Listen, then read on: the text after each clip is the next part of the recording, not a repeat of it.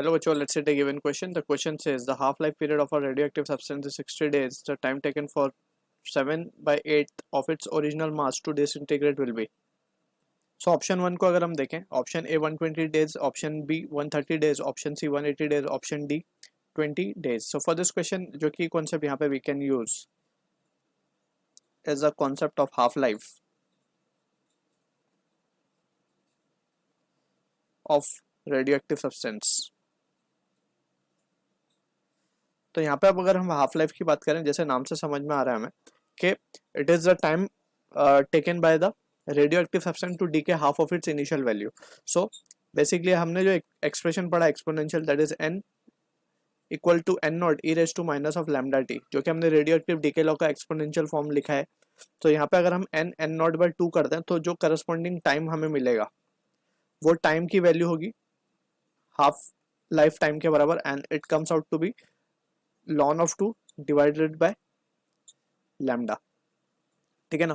So this is what the relation of half life we need to keep in mind. अब यहाँ पे अगर हम इसका थोड़ा सा एक शॉर्टकट देखें तो वी कैन सी कि फॉर वन हाफ लाइफ, अगर हम बात करें वन हाफ लाइफ की, one half life H L means half life. So यहाँ पे जो बचेगी quantity after one half life that will be N, and that is equals to N not by 2. ठीक है. फॉर सेकेंड हाफ लाइफ, अगर दो half life के बाद कितना क्वांटिटी बचेगा, so that will be n equals to n not by 4. तीन half life के बाद कितना बचेगा, तो it will be n equals to n not by 8. And इस तरीके से वी कैन क्लियरली सी कि ये क्या है. बेसिकली इसको हम लिख सकते हैं n not upon 2 raise to 2, इसको हम लिख सकते हैं n not upon 2 raise to 3 and so on. And finally हम इसको बोल सकेंगे कि after n half life, after n half life जो चीज़ बचेगी वो बचेगी n equal to n not by 2 raise to n. ठीक है. सो इस तरीके से हमारे पास डायरेक्टली एक शॉर्टकट स्टेप्स निकल के आते हैं for the problem related to half life. अब हमें क्वेश्चन में बोला है कि 7 by 8 of its original mass disintegrate हो गया, तो बचा कितना 1 बाई 8. तो n is 1 by 8. It is clearly given in the question, right.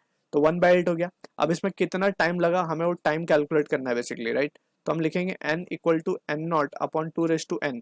अब n हमारे पास 1 बाई 8 है, that will be equals to n not initially जो भी वैल्यू हमारे पास होंगी divided by 2 raise to n.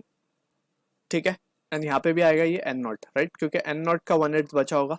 ठीक है. तो यहाँ से हम देख सकते हैं n not will get cancel out.